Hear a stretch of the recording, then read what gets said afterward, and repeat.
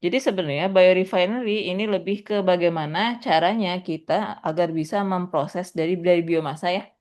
Biomasa berarti kan tadi dari bahan baku yang ada, kita proses untuk menjadi bahan baku yang lain atau produk-produk lain yang berasal dari biobase dan juga bioenergi.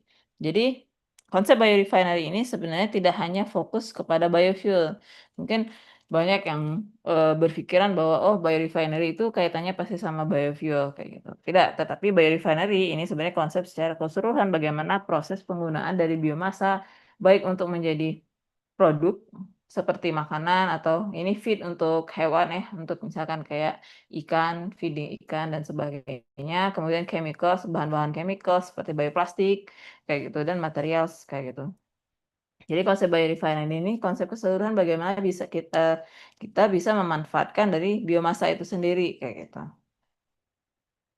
Kemudian jadi di sini konsep dari biorefinery ini untuk mengembangkan bagaimana sebuah alternatif nantinya misalkan ketika kita sudah kekurangan bahan sebenarnya kalau untuk sekarang ini, bahan baku untuk fossil fuel itu sudah menurun ya, sudah banyak menurun sehingga dibutuhkan lagi, eee, cara atau the way, cara atau, fokus yang lainnya bagaimana kita bisa memanfaatkan hal-hal yang lain yang bisa digunakan atau yang bisa menggantikan nantinya dari penggunaan fossil fuel kayak gitu. Karena ya itu fast depleting fossil fuels berarti cepatnya penurunan dari bahan baku fossil fuel itu sehingga dibutuhkan bahan baku alternatif lainnya untuk menggantikan dari fossil fuel ini, kayak gitu. Dan kemudian juga yang selain itu, eee, konsep dari biorefinery ini juga untuk menjawab nantinya bagaimana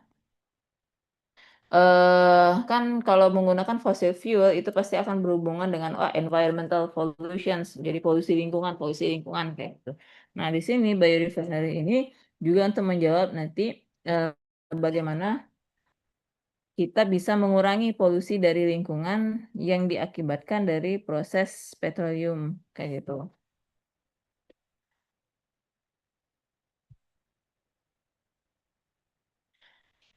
Nah, jadi di sini konsepnya ini, itu ada beberapa tujuan utama, kayak gitu ya, yang harus dilakukan. Kenapa sih konsep dari biorefinery ini nih akhirnya dimunculkan, kayak gitu. Karena dengan konsep ini kita bisa melakukan, peningkatan dari bahan baku yang ada, seperti bahan baku dari pertanian kayak gitu kan, ada juga dari hutan, kemudian kebanyakan juga kan ada juga biomasa dari industri ya organik, mana yang mereka pasti menghasilkan waste atau limbahnya, sehingga ini kalau kita bisa memanfaatkan atau meningkatkan value dari biomasa ini nantinya itu, jauh lebih baik dan juga nanti akan berimpact pada bagaimana penurunan dari greenhouse gas emissions ya. Jadi bagaimana kita bisa menurunkan, emisi rumah kaca. Nah ini emisi rumah kaca kan nanti kalian juga akan mempelajari ya terkait emisi gas rumah kaca kayak gitu sehingga, nanti di situ kalian bisa mengetahui apa sih hubungan antara, eee, GHG kayak gitu dengan biorefinery kayak gitu. Dengan Pak Husain nanti siang itu kelas apa ya?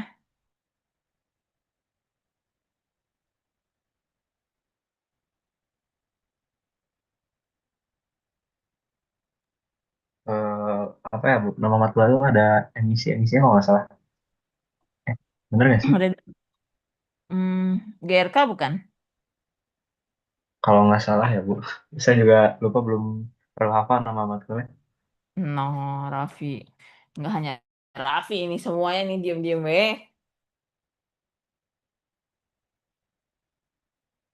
Ya nanti kalau nggak salah di siang ini itu akan membahas tentang GRK juga ya sama Pak Hussein. Nah, ini konsepnya itu hampir sama nanti berhubungan kayak gitu. Kenapa sih kayak gitu konsep biorefinery ini kemudian dengan pengaruhnya pada emisi gas rumah kaca.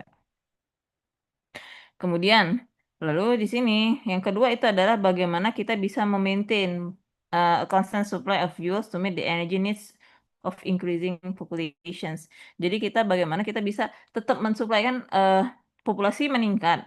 ketika populasi meningkat, permintaan untuk energi, baik listrik dan sebagainya itu juga meningkat. Sehingga dengan menggunakan konsep biorefinery ini diharapkan nantinya kita juga bisa, karena fossil fuel yang sudah menurunnya bahan bakunya, jadi kita membutuhkan sesuatu yang lain yang bisa menyeimbangkan ibaratnya agar kebutuhan dari energi ini tuh bisa tercapai dengan meningkatnya populasi.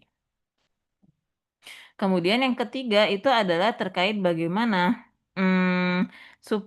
bagaimana kita bisa mensuplai sebuah kebutuhan kimia. Jadi kimia itu kan banyak ya, misalkan terkait plastik kan, plastik itu kan terbuat dari fossil fuel ya. Nah, dengan penggunaan biorefinery ini kita bisa membuat sebuah bahan baku plastik lainnya, yaitu bioplastik, yang mana banyak keuntungan yang bisa dicapai gitu dengan pemanfaatan atau penggunaan dari bioplastik ini dari konsep biorefinery ini. Jadi dia bisa lebih efisien kayak gitu kan, kemudian dia bisa lebih bagus, terus dia lebih biodegradable dan sebagainya kayak gitu.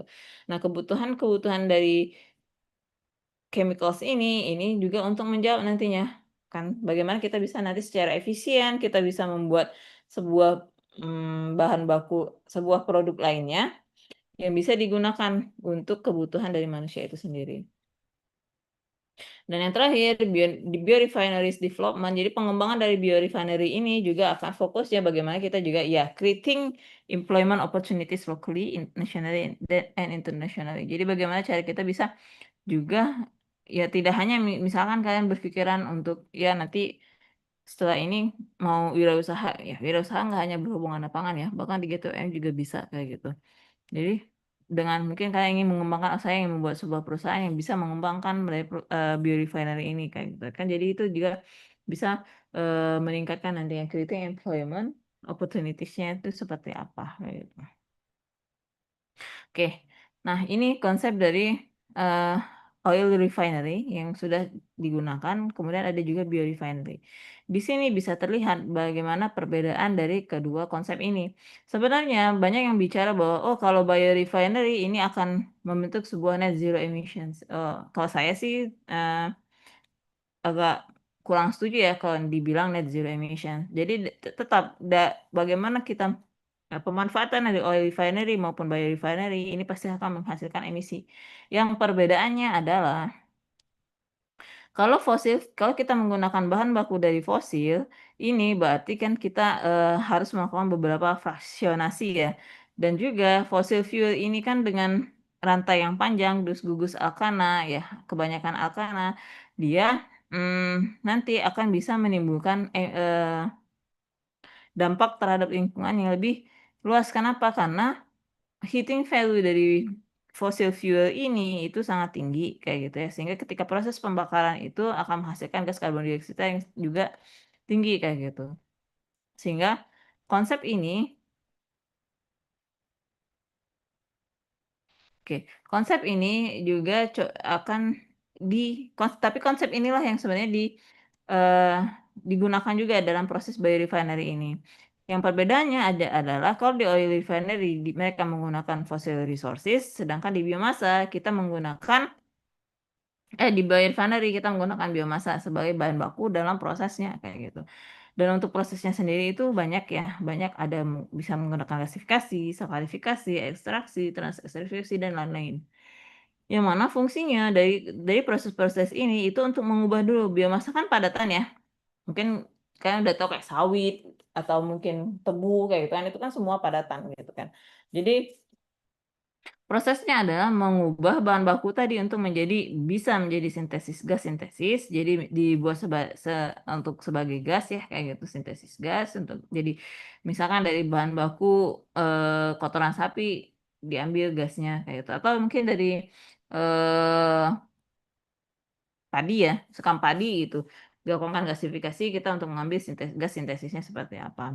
Kemudian juga dari proses ini juga kita juga nanti akan menghasilkan sugar atau gula ya. Gula ini kan bisa dipakai untuk banyak proses lainnya, bisa untuk menghasilkan bioetanol, bisa untuk menghasilkan lactic acid yang mana nanti digunakan untuk proses bioplastik dan bisa digunakan untuk hal-hal lainnya, kayak komposisi dari sugar ini.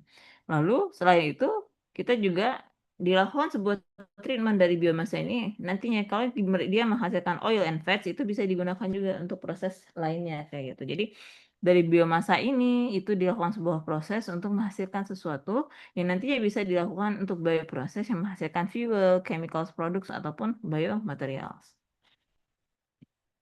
Nah, ini adalah potensial feedstock dari biomasa untuk proses dari konsep dari biorefinery ini ya. Jadi ada dari forest, agricultural crop ataupun alga biomass. Untuk forest sendiri itu banyak tipe ya.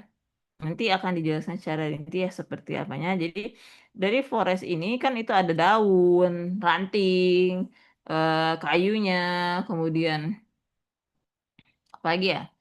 Ya batangnya dan sebagainya kayak gitu. Nah, itu bagaimana sih proses pemanfaatannya? Apakah semua tipenya itu tuh sama? Ternyata nanti ada perbedaan treatment masing-masing, mempunyai treatmentnya masing-masing ya. Sebelum nantinya akan digunakan sebagai feedstock dalam proses pembuatannya. Begitu juga dengan agricultural itu ada beberapa jenisnya ya. Ada yang untuk makanan, ada yang bukan untuk makanan, ada yang herba, Sales crops kan kayak misalkan kayak rumput-rumput yang mana biasanya digunakan untuk animal feed itu seperti apa kayak gitu ya. Jadi memang untuk potensial feedstock itu banyak dan setiap potensial ini itu mempunyai tipe masing-masing kayak gitu. Yang mana proses yang digunakan dalam penggunaannya sebagai feedstock nanti itu juga beda kayak itu treatmentnya juga beda-beda. Nah, ini merupakan biofuel generations ya. Jadi generasi-generasi yang ada di biofuel. Kenapa sih di biofuel itu dibedakan menjadi beberapa generasi? Karena untuk membedakan nantinya ini bahan bakunya dari apa kayak gitu. Jadi kita mengetahui oh ini dari generasi pertama.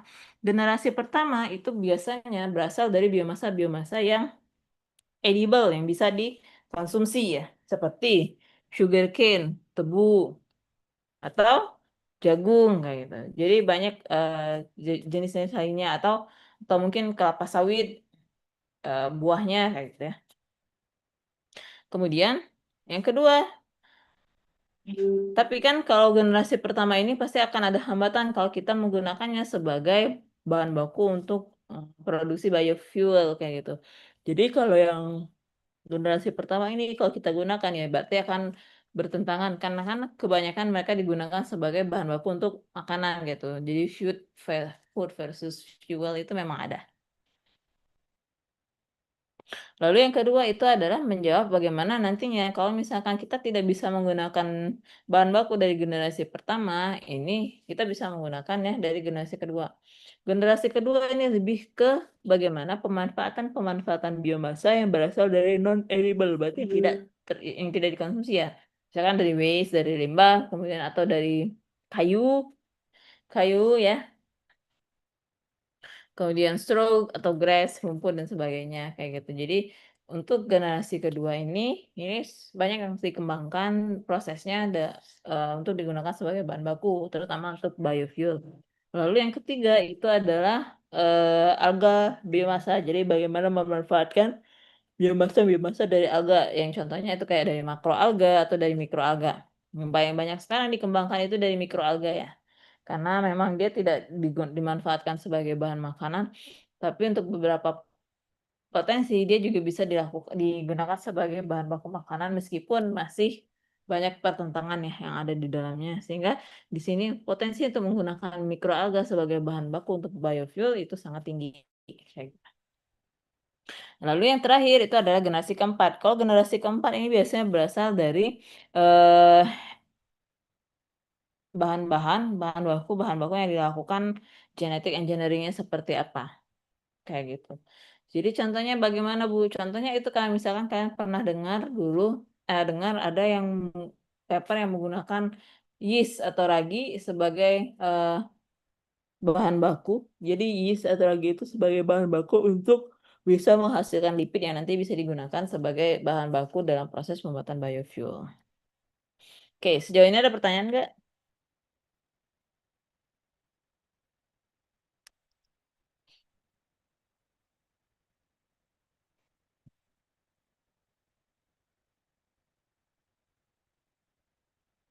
Halo,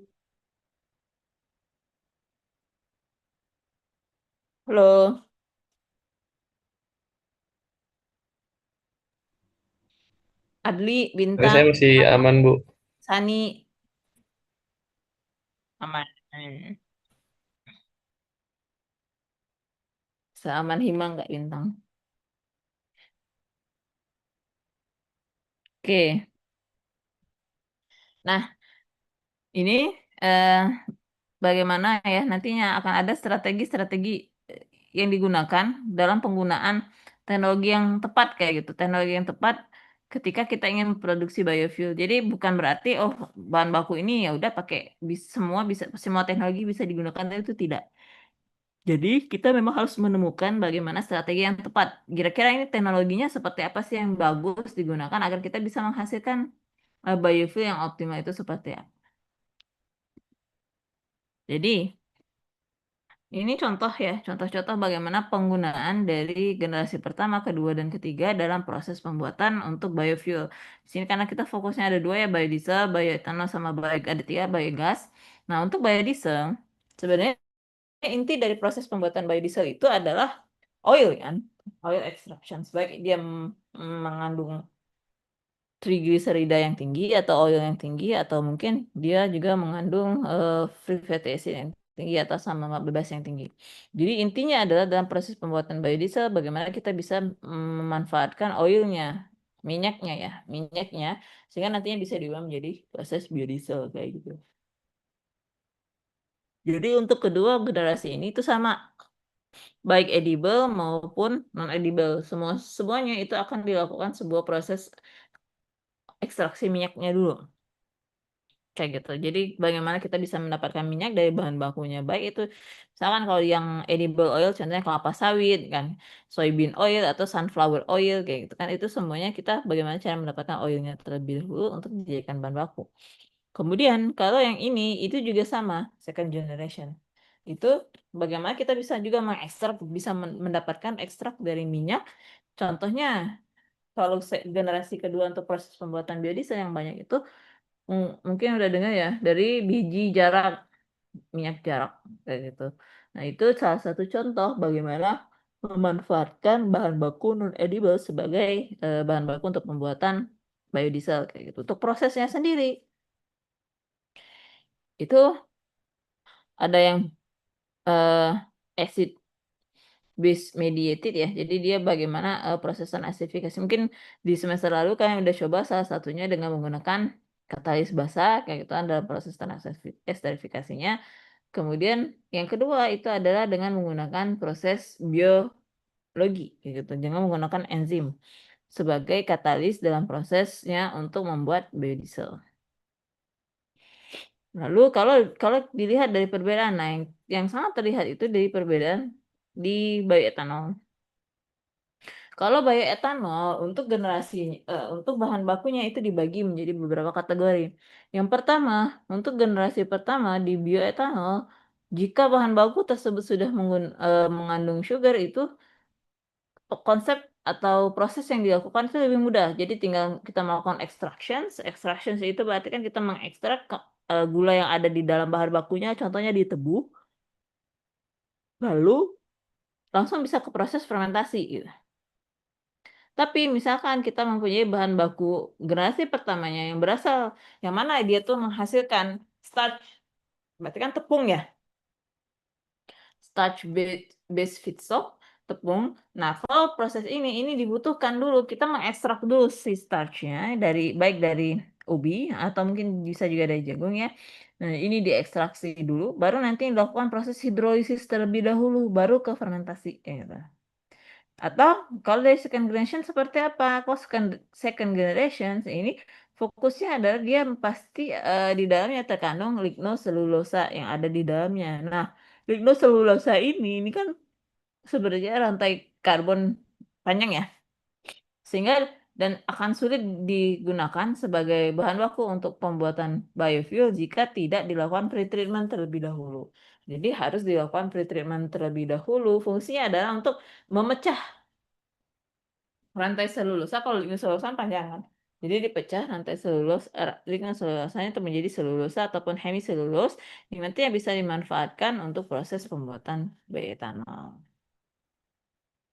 Lalu yang ketiga itu adalah mikroalga. Kalau mikroalga ini sebenarnya proses yang bisa dikatakan ya memang sekarang sedang recommended, namun untuk skala industri itu masih kecil ya, masih sulit kayak gitu. Walaupun beberapa udah banyak menggunakan mikroalga juga. Kenapa? Karena proses mikroalga ini kita harus menunggu mikroalga ini itu kandungan airnya itu sangat tinggi. Sehingga proses yang dilakukan itu banyak nantinya ketika kita ingin menggunakan sebagai biofuel. Jadi masih ibaratnya mencari bagaimana strategi yang lebih efisien ketika kita bisa memanfaatkan mikroalga ini sebagai biofuel. Cuma kebanyakan untuk mikroalga ini banyak digunakan untuk menghasilkan bahan-bahan seperti nutraceutical atau pharmaceutical. Kenapa? Karena harganya mahal. Proses yang dilakukannya rumit, tapi kalau harganya mahal kan eh, cost-nya cost-nya bisa ditekan gitu. Sedangkan untuk proses biofuel ini kan harganya murah. Nah, sehingga biasanya untuk mikroalga ini pemanfaatan bahan baku untuk biofuel itu di eh, samping kayak gitu, byproduct kayak gitu. Jadi misalkan ada kan eh pathway atau kandungan metabolomik dari mikroalga itu banyak bisa digunakan sebagai astaxanthin atau bisa dimanfaatkan sebagai penghasil beta karoten kayak gitu. Tapi selain itu dia juga bisa sebagai bahan baku untuk menghasilkan biofuel kayak gitu. Nah, fokusnya yang pertama biasanya di penelitian itu bagaimana bisa menghasilkan dua kategori dari nutraceutika atau pharmaceutical karena harga bahan produknya mahal sehingga pasti menguntungkan ketika kita bisa melakukan proses dari mikroalga ini dibandingkan kalau misalnya kita gunakan sebagai biofuel. Dan terkadang jadi sisa dari proses kan ketika proses untuk memanfaatkan ekstraksi untuk mendapatkan astaxanthin ataupun beta karoten dan sebagainya, ini kan pasti ada produk sampingan yang tersisa gitu. Nah, dari mikroalganya, nah produk sampingan ini biasanya digunakan untuk proses dari pembuatan biofuel. Nah, untuk makroalga ini dia bisa menghasilkan beberapa proses. Misalkan kalau kita menggunakan lipid extraction, kemudian transesterifikasi, mikroalga ini salah satu potensi yang bisa dihasilkan untuk menghasilkan biodiesel, selain dari bahan baku dari generasi pertama ataupun kedua. Kemudian bisa juga menggunakan proses termokimikal seperti hidrotermal, likuifaksi, pirolisis, dan gasifikasi. Dan hasilnya produk-produknya itu bisa dilihat dari sisi bawah ya. Jadi memang potensi dari mikroalga ini juga cukup tinggi. Nah, selain itu, sekarang banyak pertanyaan juga bahwa apakah konsep biorefinery ini misalkan oh mau dijadiin biodiesel ya udah toh prosesnya itu hanya menjadi biodiesel kayak gitu. Ternyata tidak. Di sini bisa dilihat ya bagaimana pemanfaatan dari bahan baku ini sehingga nantinya bisa dimanfaatkan untuk produk-produk lainnya dan dia bisa terintegrasi. Jadi dari satu bahan baku ini mungkin bisa dimanfaatkan untuk menjadi beberapa produk yang ada kayak gitu. Nah, ini ya contoh-contoh eh, biorefinery yang ada baik di negara berkembang maupun negara maju kayak gitu. Jadi ini contohnya di Amerika Utara atau Meksiko. Ini kan developed country ya. Kalau ini itu mereka sudah bisa memanfaatkan bagas. Bagas itu apa? Tebu ya. Jadi dari tebu untuk atau bagas itu tuh ini ampas tebu. Ampas tebu bisa digunakan sebagai bahan baku untuk bioetanol kayak gitu. Terus ada beberapa contoh lainnya. Di negara-negara lain bagaimana mereka bisa memanfaatkan sistem konsep biorefinery ini dari baik generasi pertama maupun kedua. Untuk generasi ketiga itu masih jarang ya seperti apanya kayak gitu. Oke, ada pertanyaan nggak? Ini mungkin contoh-contoh yang bisa di Netherlands itu sudah ada, kemudian di UK itu seperti apa? Itu udah mereka udah memanfaatkan sih untuk biomasa ya.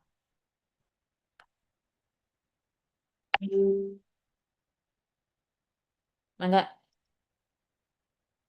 kita diskusi di sini Nah, untuk biofuel sendiri, saya tuh ingin nanti di minggu depan kita berdiskusi kayak gitu ya terkait, eee, jadi nanti kan kalian berlima coba tolong cari gitu kan konsep lagi, case ya, mungkin ini contoh-contohnya saja tapi tidak terlalu detail, case tadi terkait refinery yang udah ada gitu. Boleh di Indonesia itu udah ada ya kayak biodiesel itu udah ada kayak gitu kan.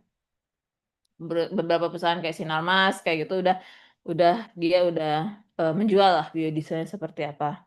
Kemudian, atau mungkin di negara lain kayak gitu. Saya sih ingin konsepnya negara lain kayak gitu. Misalkan di Brazil itu tuh fokus pengembangan biofuel-nya itu lebih ke mana sih kayak gitu kan.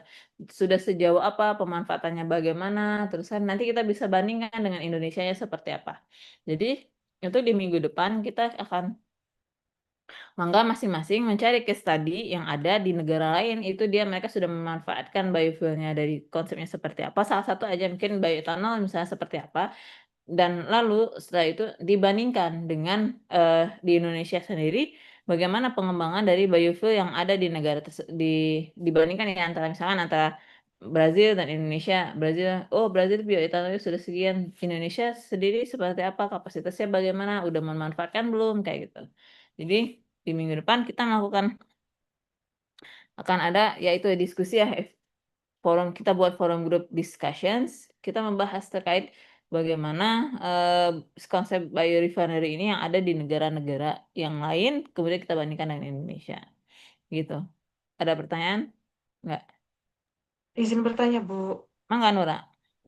Untuk bentuknya nanti hasil analisis kita dalam bentuk apa ya, Bu? Apakah PPT atau Mmm. dalam Karena konsepnya nanti kita maunya diskusi ya, jadi memang open Mhm. discussion semuanya kayak gitu. Jadi masing-masing kita open discussions. Saya inginnya ada 2. Jadi mungkin kalau lebih enak kalau kalian misalkan menjelaskannya itu kan PPT ya. Sebenarnya PPT itu nggak wajib, tapi pasti lebih enak kalau dilihatkan, "Oh ini seperti ini konsepnya, di negara ini seperti apa," kayak gitu ya. Jadi boleh 2 jadi PPT, kemudian ada juga dalam bentuk esai. Esai itu apa sih isinya? Esai itu lebih ke konsepnya seperti apa, di negara itu bagaimana, pemanfaatannya apa, proses yang dilakukannya seperti apa ya. Ya, kalau ada kayak gitu bisa ketemu, tapi bisa secara umum aja nggak apa-apa. Terus, produknya seperti apa dan penggunaannya bagaimana. Misal, di Indonesia kan udah biodiesel tuh, udah B40 ya, B40. Mungkin nanti di negara lain tuh penggunaan biodiesel itu seperti apakah udah sama kayak Indonesia, udah B40 ataukah mereka masih fokus misalkan penggunaannya masih solar kayak gitu. Atau mungkin kayak tadi di Brazil itu mereka udah memanfaatkan etanol ya, bioetanol. Nah, di Indonesia sendiri seperti apa pemanfaatannya kayak gitu. Jadi lebih dibuat esai aja konsep. Oke, siap. Terima kasih, Ibu. Yang lain ada pertanyaan nggak?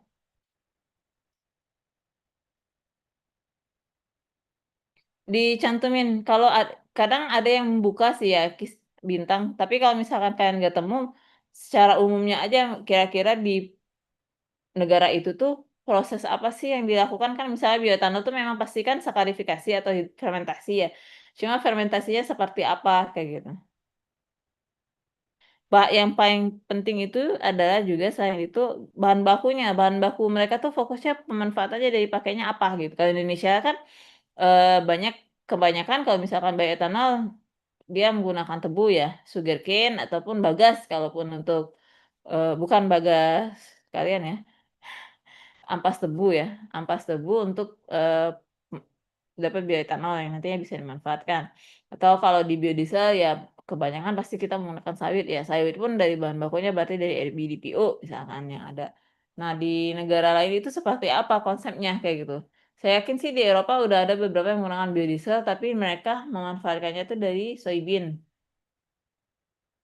Seperti itu Bintang.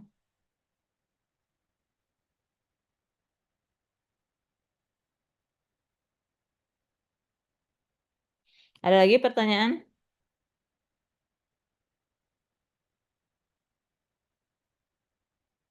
Yang lain?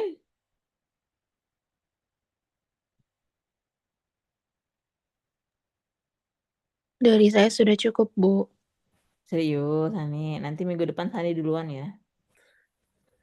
Hmm. Katanya Alkis duluan.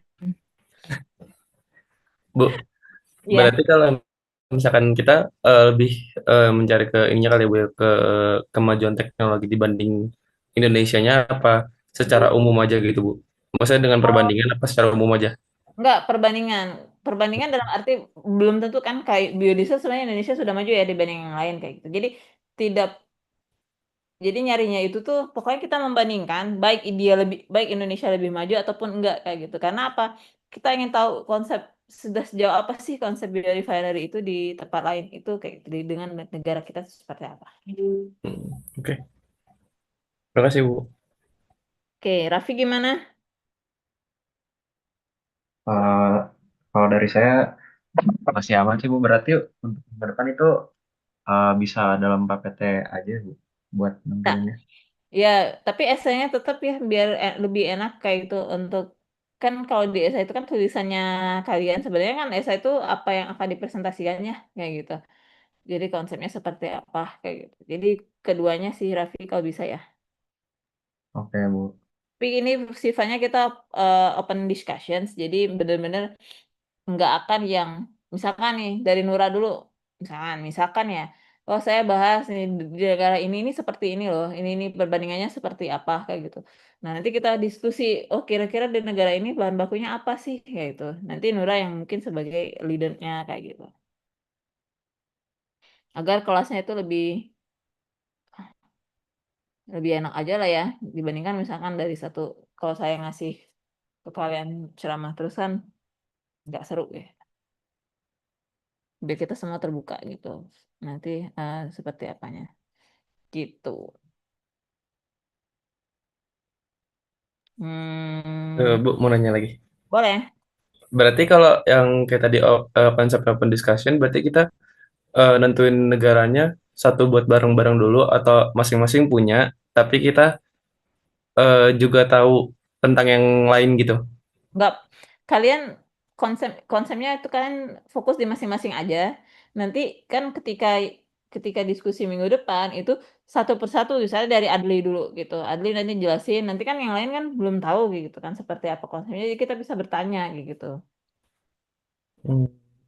Ya bisa bertanya kayak gitu kan nanti kira-kira apa sih yang bisa diambil gitu misalkan dari konsep dari apa biorefinery yang ada di negara lain itu seperti apa gitu dan yang menyiapkan materinya misalkan Adli misalnya menyiapkan materinya ya juga misalkan ada yang tidak dimengerti nanti kita coba bahas sama-sama juga di saat itu kayak gitu. Jadi ibaratnya kalian minggu depan itu mempersiapkan dulu bahan awalan masing-masing bahan awalan yang kira-kira apa sih yang mau didiskusikan kayak gitu.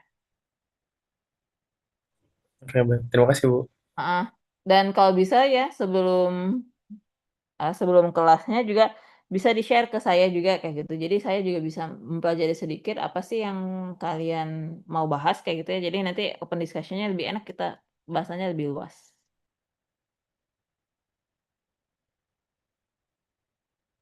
Oke,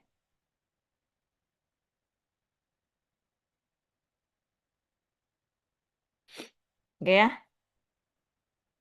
Terus eh nah ini ya. Jadi salah satu yang fokus juga nanti untuk di bahan diskusi minggu depan itu terkait juga biomasanya juga kan ya. Jadi nanti kalian harus cari tahu juga tuh di negara itu dia misalnya sudah mengembangkan bioetanol biomasanya dari mana kayak gitu. Kenapa? Karena ya biasanya biomasa yang digunakan itu adalah biomasa yang banyak mereka hasilkan di negara itu sendiri kayak gitu. Jadi kita bisa tahu nih kira-kira seperti apa kayak gitu. Cuma memang kalau sebenarnya kalau untuk biomasa mah di Indonesia pasti ada semua ya kayak gitu. Karena negara tropis sehingga pasti konsep dari untuk pertumbuhan biomasanya itu lebih banyak. Ini ya, ini bisa dilihat dari yang tadi saya bahas ya, bisa dari forest, kemudian agriculture residues, industrial residues, animal residues, municipal solid waste kayak gitu, ataupun sewage. Jadi semuanya ini konsep biomasa yang menggunakan rata-rata dari generasi kedua, kayak gitu. Bagaimana kita bisa memanfaatkan hal ini sebagai bahan bakunya kayak gitu. Nah, Kalau untuk generasi kedua ini sebenarnya konsep dasarnya adalah karakterisasi yang ada di dalamnya itu adalah mereka pasti mengandung yang namanya lignoselulosa. Jadi biomasa lignoselulosa. Nah, biomasa lignoselulosa ini terdiri dari 3 hal. Jadi dari komponen selulosa, kemudian ada di bagian dalamnya ini ya, selulosa, kemudian ada bagian dari hemiselulosa dan juga lignin. Nah, untuk selulosa sendiri, nah biasanya dalam prosesnya ketika kalian melakukan pretreatment dalam biomasa, terutama dari generasi kedua ya, itu kita bagaimana bisa mengambil dari selulosanya atau polimer selulosa ini. Kenapa? Karena polimer ini adalah polimer dari termasuk karbohidrat kompleks atau dari polisakarida. Yang mana nanti ini kalau misalkan kita bisa mendapatkan selulosa ini, kita bisa nantinya bisa dipecah lagi melakukan proses hidrolisis, kita bisa mendapatkan glukosa yang ada sehingga nanti bisa dimanfaatkan untuk proses selanjutnya dalam proses pembuatan bioetanol terutama ya. Nah, dan kebanyakan di dalam biomasa yang berasal dari second generations, dia mengandung selulosa, yaitu selulosa di dalamnya itu pasti jauh lebih tinggi. Misalkan di kapas itu biasanya ada 90 hingga 50 hingga 90%. 90% ini mengandung selulosa kayak gitu. Kalau di kayu juga seperti itu kayak gitu. Jadi kebanyakan mengandung selulosa, jadi harus dilakukan pretreatment terlebih dahulu. Lalu yang kedua itu adalah hemiselulosa. Kalau hemiselulosa ini rantai karbon ya, salah satu rantai karbon panjang dari polisakarida juga. Dan biasanya kalau untuk selulosa ini nantinya ketika dipecah-pecah ya, ketika ini kan ada ininya ya, molekulnya. Ini ketika kalian nanti pretreatment dia bisa membentuk sebuah glukosa atau C6 ya, C6. Sedangkan kalau hemiselulosa ini biasanya banyak digunakan untuk produksi dari silan atau silitol. Nah, ini biasanya dia di konsepnya itu di C5 kayak gitu. Jadi dari hemiselulosa ini bisa dimanfaatkan juga kayak gitu nantinya untuk dalam proses pembuatan biofuel. Nah, yang ketiga yang harus dihilangkan dari biomasa limbah itu adalah lignin. Jadi kebanyakan pasti mengandung lignin. Kenapa lignin harus dihilangkan? Karena lignin ini salah satu komponen yang biasanya nantinya menghambat dari proses untuk pembuatan biofuel karena dia ini tuh lebih sifatnya kalau di biomasa tuh kayak perekat kayak gitu. Jadi banyak, tapi lignin ini bisa dimanfaatkan untuk hal yang lain kayak gitu. Kalau misalkan salah satu contohnya tuh di riset saya kemarin kita memanfaatkan lignin ini untuk sebagai bahan baku dalam pembuatan fire coating karena dia kan sifatnya binding ya, bisa membinding, bisa menggabungkan kayak gitu dari suatu senyawa organik satu dan yang lainnya sehingga nanti bisa dimanfaatkan untuk hal yang lainnya kayak gitu. Jadi untuk lignin ini sendiri memang bisa dimanfaatkan, tapi untuk proses pembuatan biofuel biasanya harus dilakukan pretreatment untuk menyingkirkan lignin yang ada di dalamnya, gitu. Lalu kalau starch ini lebih banyak ke komposisi yang ada ya di biomasa yang ada. Nah, kalau starch ini kan dia ini ya konsep molekulnya itu C6H10O5, tergantung panjang karbonnya berapa. Jadi di sini kalau ini pemanfaatan starch ini nantinya bisa dimanfaatkan untuk pembuatan nantinya ketika kita melakukan sebuah treatment atau mungkin melakukan sebuah enzimatic hidrolisis itu nanti bisa dimanfaatkan untuk bisa mendapatkan si glukosa yang ada di dalamnya nanti dilakukan proses selanjutnya seperti apa gitu. Jadi ini klasifikasinya ya ada wood, herbaceous, biomass, aquatic, kemudian animal. Nah, ini tipikal komponen itu yang menyebabkan ya biomasa ini tuh sebenarnya beraneka ragam, tapi nanti hasilnya tuh bisa berbeda-beda. Terus teknologi yang dimanfaatkan juga beda-beda, bahkan parameternya juga berbeda-beda. Kenapa? Karena setiap komposisi ini dia mengandung komposisi kimia berbeda-beda. Misalkan kalau di kayu yang paling tinggi siapa? Karbon. Misalkan karbonnya tinggi sekitar 49 sampai 57%. Sedangkan yang lain itu misalkan kayak aquatic biomass, oh karbonnya lebih rendah, tapi dia mengandung oksigen yang lebih tinggi, misalkan kayak gitu. Atau hal apa lagi yang lebih tinggi dibandingkan yang lain kayak gitu. Jadi memang misalkan nih fixed karbon kayak gitu, yang lebih tinggi di fixed karbon. Jadi kadang konsep dari biomass ini kita harus menemukan teknologi yang tepat. Teknologi yang tepat itu berarti juga tidak hanya ke kira-kira proses apa, tetapi juga parameter apa yang harus digunakan. Ini ya wood. Jadi ini contoh-contohnya wood, aquatic, dan animal dan human waste biomass. Ini biasanya dimanfaat. Kalau yang ini biasanya dimanfaatkan untuk proses dari pembuatan biogas. Kayak gitu. Seperti itu. Jadi konsep dari biofuel itu memang produksi biofuel itu bagaimana kita bisa memanfaatkan bahan baku yang ada untuk dijadikan biofuel. Nah, di kelas ini sebenarnya ada dua fokus. Yang pertama bagaimana kalian yang pertama kalian bisa memanfaatkan dulu generasi pertama karena dasar dari pembuatan biofuel itu bahan bakunya itu dari generasi pertama dulu kayak gitu. Baru nanti ke konsep generasi kedua. Karena generasi kedua itu memang prosesnya lebih kompleks ya dibandingkan yang pertama. Tapi kalau misalkan sudah mengerti, nanti kalian bisa dengan sendirinya menyadari bahwa oh nanti ya kira-kira bahan baku ini ternyata berpotensi nih untuk dijadikan biodiesel. Kenapa? Nah, nanti di track oh karena kandungan oilnya seperti ini misalkan. Terus FFA-nya seperti ini, proses yang dicocok itu seperti apa kayak gitu. Gitu sih. Ini konsep dari produksi biofuel. Jadi untuk awalan seperti itu. Ada pertanyaan nggak?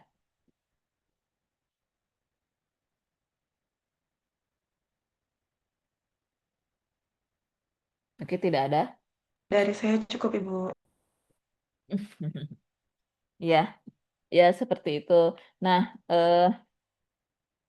gitu ya. Jadi memang dari produksi biofuel ini sebenarnya lebih enak ya. Cuma memang ketika praktikum aja, terutama kalau misalkan kalau biodiesel sih karena kita 24 kalau yang enzimatik 24 jam kan udah selesai ya. Tapi kalau yang kimia itu kan lebih sebentar. Sedangkan proses sebenarnya nanti akan diatur itu adalah proses dari praktikum untuk bioetanol. Karena kalau bioetanol itu kita melakukan proses fermentasi itu beberapa hari. Jadi nanti harus dilihat dulu waktunya seperti apa agar nanti bisa praktikumnya itu nggak mengganggu mata kuliah yang lain. Oke, gimana yang lain? Ini berlima ini. Sebenarnya kalau dibandingkan kesehatan sama pangan sih, praktikum kalau GTBM ini banyak lebih konsepnya ke literatur review kayak gitu dibandingkan yang lain ya. Nanti ke kalian siang nanti itu terkait GRK juga lebih ke dokumen sih bagaimana nanti kalian menyusun dokumen-dokumen dalam pelaporan emisi gas rumah kaca. Gitu.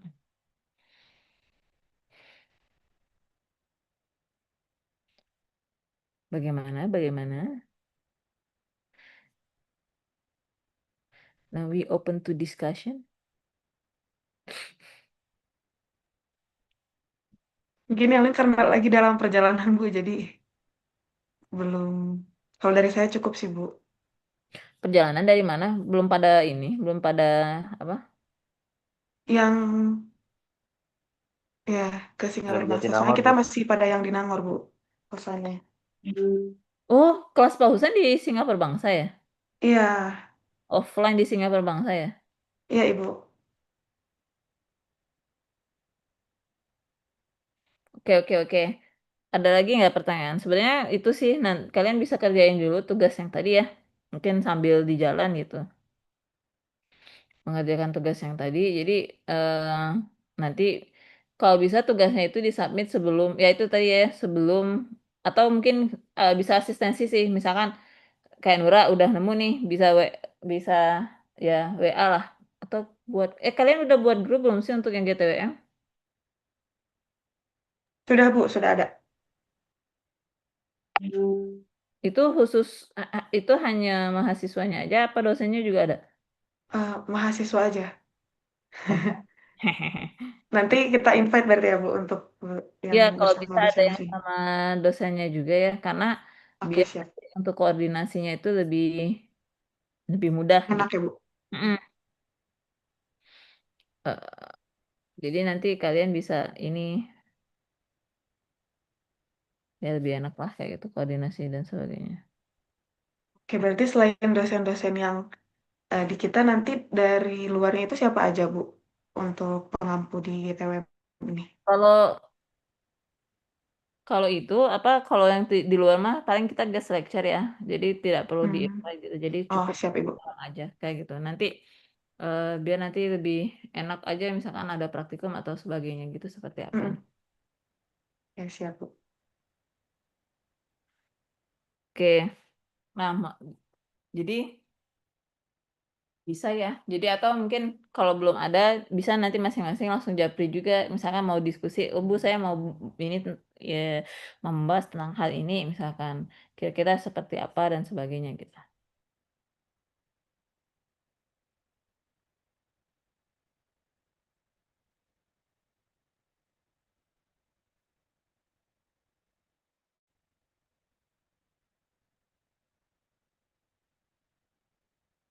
Oke, ada pertanyaan?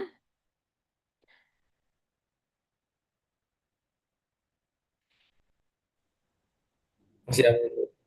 Nanti tolong coba juga dicari ya literatur-literatur review juga terkait konsep biorefinery dari masing-masing kalian. Coba pelajari kayak gitu ya terkait hal itu. Jadi nanti mungkin bisa ditambah lagi nanti ketika untuk pembahasan proses diskusi minggu depan itu seperti apa kayak gitu ya. Gitu dan mungkin untuk ini kelasnya mungkin masih online ya. Ya, karena saya masih di luar kota juga. Jadi mungkin nanti kalau misalkan sudah di Bandung mungkin sekali bisa untuk kelasnya offline jadi biar lebih enak juga diskusinya seperti apa. Oke, jika sudah tidak ada pertanyaan mungkin untuk hari ini ya cukup dulu. Jadi kita hari ini pembukaan dulu terkait konsep. Nanti di minggu depan kita bisa diskusi mungkin agak bisa lama ya. Kita saya ingin ya benar-benar kita membahas si biorefinery ini seperti apa kayak gitu. Sip dari Nura, Raffi, Adli, Sani, Bintang.